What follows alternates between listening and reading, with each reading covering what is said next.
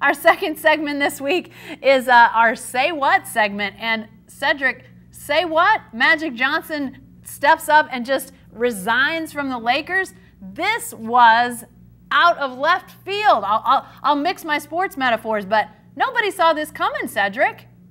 No one saw it coming, and it was so weird. And Magic came across as sort of a weasel in all of this, Jen, because he didn't tell Jenny Buss that he was leaving. He kept going, well, you know, my sister this and my sister that. Man, if I was quitting my job and I worked for my sister, I think I would call her and tell her. Yeah.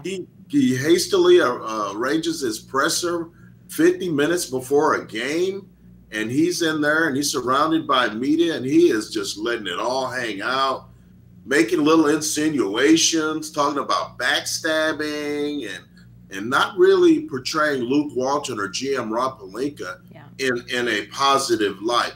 I thought it came across as, I'm taking my ball and I'm going home. I'm a billionaire and I don't want to work anymore.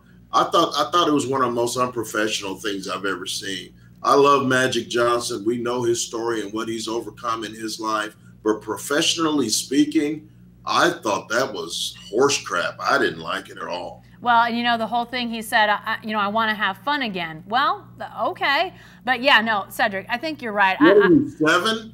I mean, want to have fun again? I mean, come on. Yeah. You want to have fun again. And you know what? If he wants to have fun as a fan, go for it. But to me, at this point, I don't know how Magic Johnson ever gets another basketball front office job. I mean, and maybe he doesn't want one. Maybe that's the end game here. You know, he worked for the team that he played for. Maybe that was a dream spot. He found out it wasn't what he thought it would be. It wasn't nearly, you know, the joy ride that he expected. I don't know. They win the LeBron sweepstakes. Everybody thinks they're heading on the up and up. Then things fall apart with Kawhi Leonard. They don't get him in the offseason. Then they go after Anthony Davis, and that becomes the train wreck that, you know, not only messes with the Pelicans, but messes with the Lakers. They fall apart. Now what's next becomes a huge question mark as LeBron ages, and it looks like he needs a serious superstar sidekick in LA. And so, you know, yeah, I don't know. The hard work was coming, Cedric. I mean, to this point, as bad as the Lakers were, you know, if Magic Johnson thought this was tough, he was about ready to face some really tough questions. You know, does this mean that maybe superstar players might think twice about going to play for the Lakers just because of the mess that all this has become? I don't know. To me, that's the next big question for the Lakers after all of this with Magic Johnson. What does this do for the Lakers in their attempts to try to lure another great player? That's a really good question, Jen. And I'm telling you, you talked about potential Magic getting another job as an administrator, as a personnel guy. There's a better chance of him getting another talk show than getting another NBA job. Thank God Magic Johnson's got $600 million in the bank. He doesn't need it, but don't go in there thinking that all you got to do is go in and flash that megawatt smile and things are going to fall into place. He didn't work really hard in personnel decisions. He wasn't at the Final Four reportedly, and we know there's some talent in that tournament. And so I just thought it came across as really weaselly and surprising for Magic Johnson. There are guys in this league that work hard to get the great talent. They've got salary cap space. The city sells itself. Anthony Davis or Kawhi Leonard or KD, one of those guys is probably going to end up with the Lakers, and I think it's probably going to be Anthony Davis. And you put a couple of pieces around him and LeBron, and you're going to compete in the West. But I thought Magic Johnson, I just don't think that was one of his finest hours. That was really strange. Yeah, definitely so. Lots of questions, and you know, a question obviously that is already answered. Lakers not making the playoffs. We've known that for weeks.